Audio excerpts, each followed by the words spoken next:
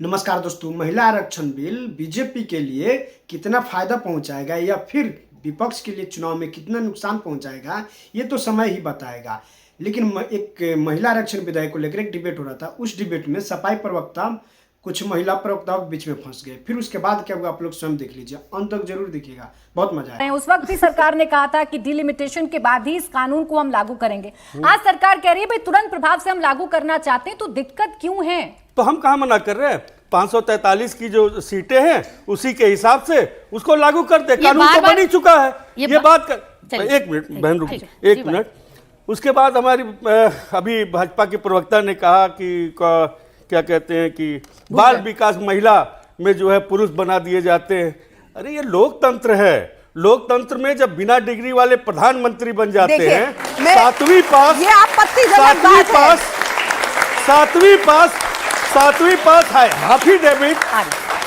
पास हाफी debit मुख्यमंत्री बन सकते हैं। तो इस लोकतंत्र में कुछ भी हो सकता है, ऐसा नहीं, इसमें कोई रोक नहीं है। रही बात, अभी आप महिलाओं की बात कर रहे थे। हमारे उत्तर प्रदेश में हमारी बहनों को किस तरह से भारतीय जनता पार्टी ने ठगा है। चुनाव के पहले क्या कहा?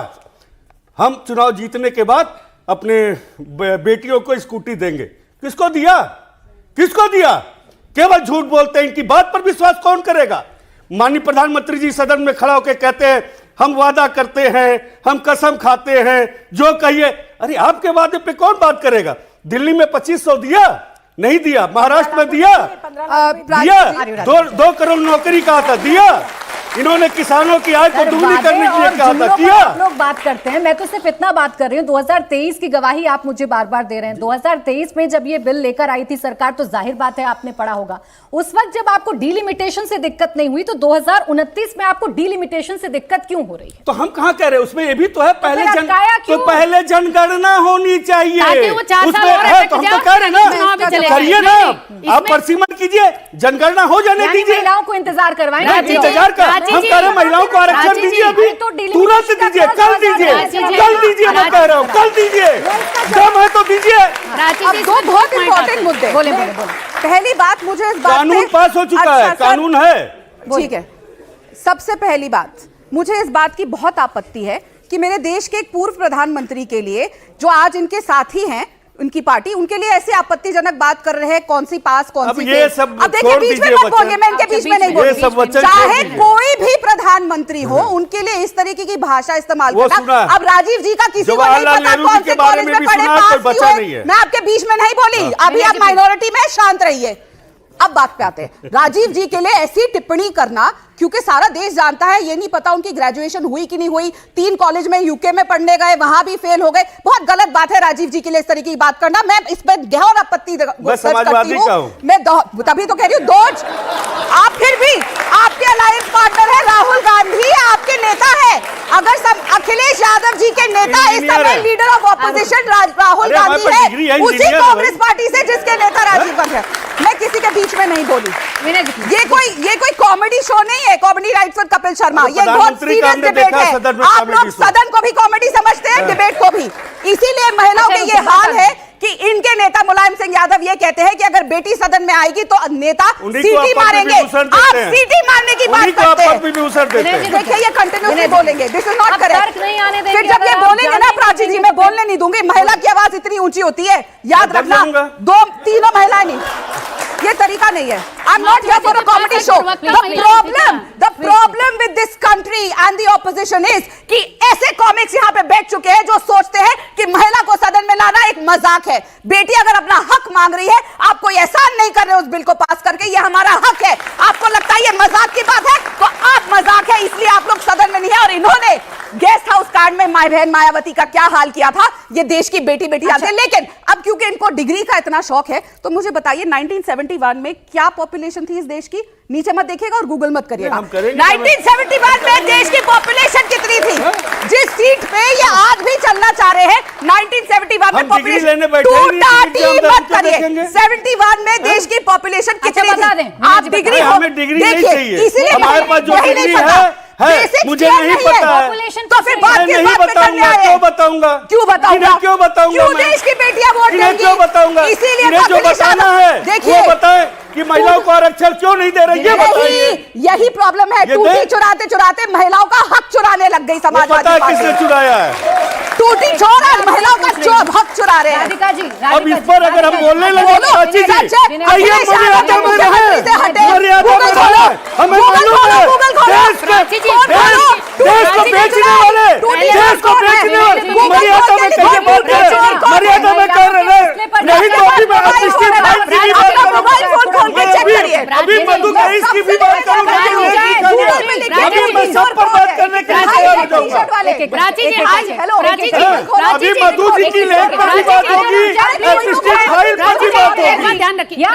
यहाँ महिलाओं पर टोपी चोर कैसे कह दिया, टोपी चोर कैसे कह दिया, कैसे कह दिया इन्होंने?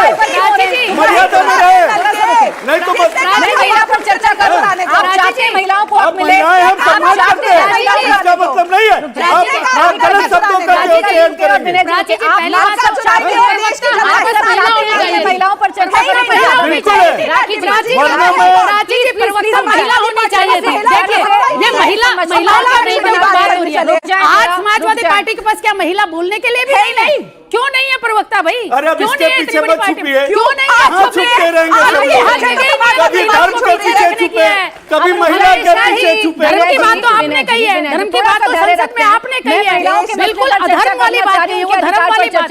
मतलब इस पद पे बैठ के ये बोलना कि धर्म के हाथ पे आ रहा है, तो ये कौन सी बात है? राधिका जी ने पढ़े लिखों वाली बात आप बताइए मुझे। और जो बात मैं विनय जी से पूछ रही थी वही मैं आपसे पूछूंगी। राजी जी पढ़े लिखे वाली जो बात कर रहे हैं, एक सेकंड निशा जी, ऐसे इंजीनियर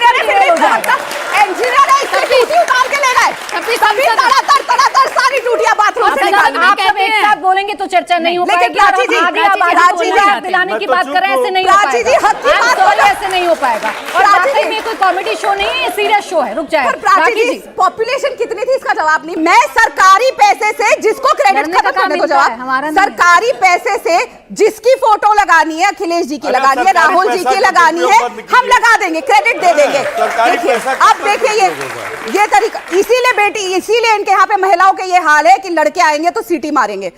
लेकिन अगर हम जो ये बात सारी सीटियां रखा है, मारते आपके नेता है, मारते आपके नेता है। आपको पता है जब इस बात पे सदन पे हल्ला हुआ तो मुलायम सिंह यादव ने क्या कहा? मैं अपनी बात पे अडिग हूं, अगर बेटी सदन में आएगी तो जो पुरुष सांसद है वो सीटियां मारेंगे। क्या आप लोग अगर कल सांसद बनेंगे तो आप महिलाओं को देख के सदन में सीटी मारेंगे? उन्होंने माफी मांगने से इनकार कर दिया। यहाँ पे जब एक महिला बोलती है तुरंत कोई ना कोई जोक मारने की कोशिश करते हैं, क्योंकि उनको लगता है महिला का सदन में आना एक मजाक है। This is not comedy circus boss, ये एक बहुत गंभीर इशू है जिसके लिए हम महिलाएं आज तक लड़ रही है। पर आप क्यों समझेंगे? लड़के हैं, गलती हो जाती है।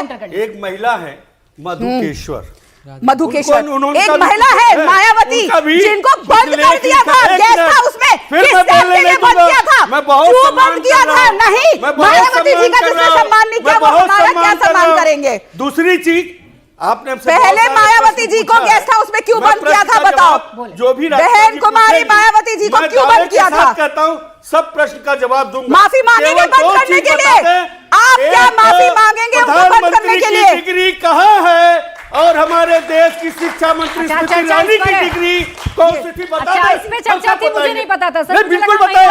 अभी ये क्या मुद्दा था? ये इन्होंने जो कहा टोपी चोर के मुद्दा था, ये मुद्दा था। मधुकेश्वर भी मुद्दा है, मधुकेश्वर भी मुद्दा है। खत्म, बाय बाय, टाटा, गुड बाय।